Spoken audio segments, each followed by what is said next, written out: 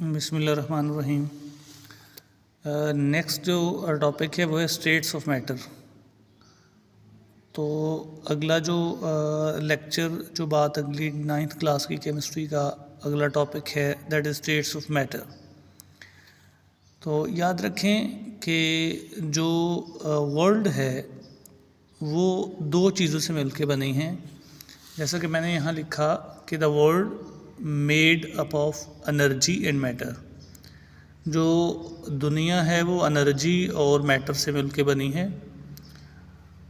Next one short question है कि matter क्या है। Matter, what is the definition of matter. तो याद रहे कि एनीथिंग दैट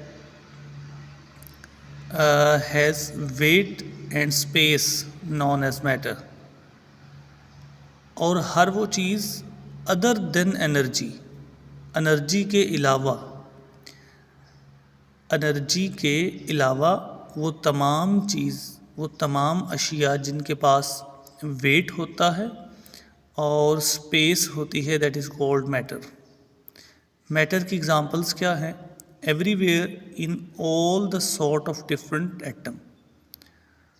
हमारे इर्द गिर्द जो तमाम किस्म के मुख्तलिफ एटम हैं वो मैटर है। जैसा कि इस टॉपिक में से शॉर्ट क्वेश्चन है how many states of matter, right their names.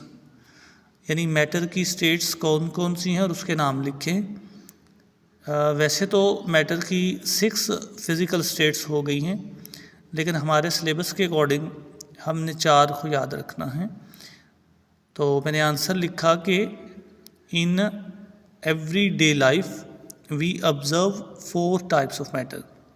Types of matter से मुराद है states of matter.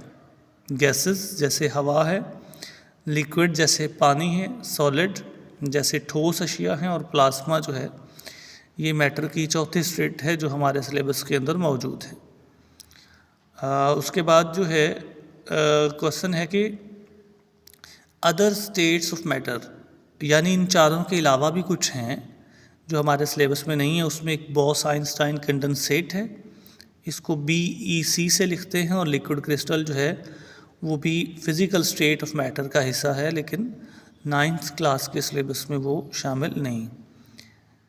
They do not found everywhere, लेकिन ये हर जगह मौजूद नहीं होते। ये किसी ख़ास टेम्परेचर पे, कोई बहुत कम टेम्परेचर पे, कोई बहुत ज़्यादा टेम्परेचर पे एग्जिस्ट करता है। आगे चलते हैं। नेक्स्ट है जी प्राइमरी स्टेट्स ऑफ मैटर। याद रहे वैसे तो मैटर की स्टेट्स जो हैं वो हमने 4 लिखी हैं, लेकिन उन 4 स्टेट ऑफ मैटर में से जो प्राइमरी स्टेट्स ऑफ मैटर हैं वो है गैस, लिक्विड एंड सॉलिड्स। यानी गैस, लिक्विड और सॉलिड जो हैं they are the primary states of matter. They are depends upon intermolecular arrangement of particles and space between particles. Basically किसी भी matter की स्टेट क्या होगी, मतलब वो कब गैस होगा, कब लिक्विड होगा और कब सॉलिड होगा, ये किस चीज़ पे डिपेंड करता है। कौन इस बात का फैसला करता है कि मैटर गैस होगा, लिक्विड होगा या सॉलिड होगा। तो याद रहे कि इंटरमोलेकुलर फोर्सेस, नंबर 2 पार्टिकल्स की अरेंजमेंट, और नंबर 3 जो है वो स्पेस इस बात का फ़ैसला करती है। पार्टिकल्स के दरमियान जो स्पेस होती है वो इस बात का फ़ैसला करती है कि बेसिकली ये जो मैटर है वो लिक्विड होगा, सॉलिड होगा या गैस होगा। अच्छा, अब इसमें से शॉर्ट क्वेश्चन आता है कि write down the properties of gases. जैसा कि यहाँ हेडिंग दे के मैंने लिखा है कि properties of gases, their molecules are widely space apart.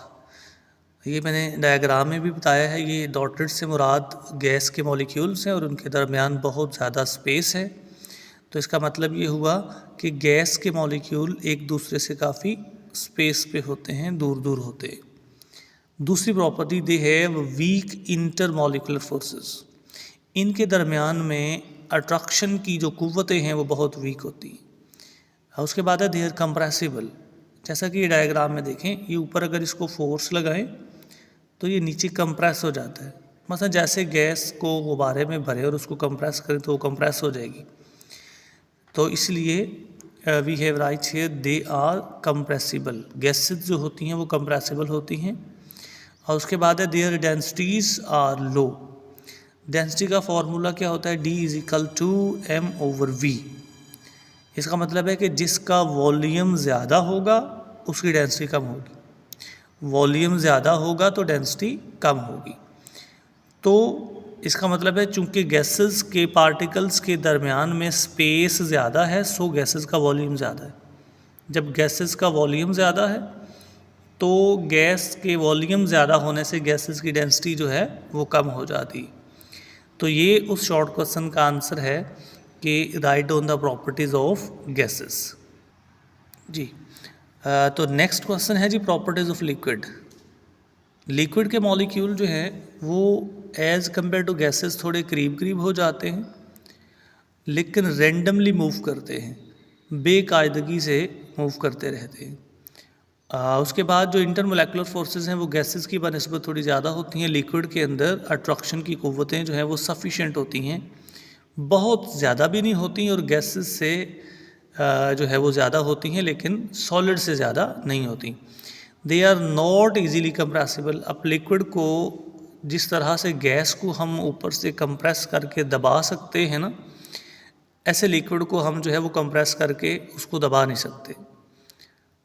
उसके बाद है कि they of have more density than gases, यानी इनकी जो डेंसिटी होती है वो गैसेस से ज़्यादा होती है। उसकी वजह क्योंकि इनमें वॉल्यूम कम हो जाता है और जैसे जैसे वॉल्यूम कम होता जाता है डेंसिटी बढ़ती जाती है, क्योंकि डेंसिटी और वॉल्यूम आपस में इन्वर्सली प्रोपोर्शनल है। अब आ जाए सॉलिड्स पे। तो सॉलिड की प्रॉपर्टीज़ के अंदर क्वेश्चन आता है कि right the properties of solid. पहली बात ये कि सॉलिड का डेफिनेट वॉल्यूम और डेफिनेट शेप होती है। मतलब इनका एक ख़ास वॉल्यूम होता है और ख़ास शेप होती है। और सॉलिड के पार्टिकल, जैसा कि यहाँ मैंने डायग्राम बनाई है, सॉलिड के पार्टिकल जो हैं उनकी arrangement of particle of solid के पार्टिकल साथ साथ फिक्स होते हैं, उनके दरमियान में कोई स्पेस नहीं होती। और याद रखें कि उसके बाद ये जो है सॉलिड के अंदर इंटरमोलेकुलर फोर्सेस मौजूद हैं। गैसेस और लिक्विड की बनिस्बत सॉलिड के अंदर जो इंटरमोलेकुलर फोर्सेस हैं वो इंतहाई स्ट्रॉन्ग होती हैं। उसके बाद चौथी प्रॉपर्टी जो है सॉलिड की वो मैंने लिखा कि the particles do not leave their position, यानी कि जो सॉलिड के पार्टिकल्स होते हैं वो अपनी पोजीशन को, अपनी जगह को छोड़ते नहीं हैं, क्योंकि वो मूव नहीं कर सकते ना। अब चूँकि सॉलिड के पार्टिकल्स के दरमियान स्पेस ख़त्म हो गया तो इसका मतलब है वॉल्यूम जो है वो इसका वॉल्यूम और ज़्यादा कम हो गया, जिस वजह से दे हैव हायर डेंसिटी। अब स्पेस तो बिल्कुल है नहीं, पार्टिकल्स पहले ही साथ साथ लगे हुए हैं, लिहाजा दे आर इनकम्प्रेसिबल। सॉलिड को आप कंप्रेस करें तो कंप्रेस नहीं कर सकते, तो ये भी सॉलिड की प्रॉपर्टी है। They do not need the container to store. जैसे लिक्विड को स्टोर करने के लिए गैस के अंदर रखना पड़ता है, जैसे सॉलिड को स्टोर करने के लिए गैस को स्टोर करने के लिए हम सिलेंडर यूज़ करते हैं, लिक्विड को स्टोर करने के लिए किसी जग में या ग्लास में रखा जाता है, इस तरह सॉलिड को स्टोर करने के लिए किसी चीज़ की ज़रूरत नहीं होती। Their particles are arrange in 3 dimensional, यानी 3 डायमेंशनली का मतलब है एक्स एक्सिस के अलॉन्ग भी, वाई एक्सिस के अलॉन्ग भी और जी एक्सिस के अलॉन्ग भी सॉलिड के पार्टिकल जो हैं उनकी तरतीब पाई जाती है, ख़ास तरतीब से सॉलिड के पार्टिकल मौजूद होते हैं। तो this is all about the properties of solid. इंशाल्लाह इसमें से जो शॉर्ट क्वेश्चन बनते हैं वो यही कि मैटर क्या है, उसकी स्टेट्स याद रखनी है, उसके बाद गैसेस और लिक्विड और सॉलिड, इन तमाम की पहचान और इनकी प्रॉपर्टीज़ आपको आनी चाहिए। अल्लाह हाफिज़।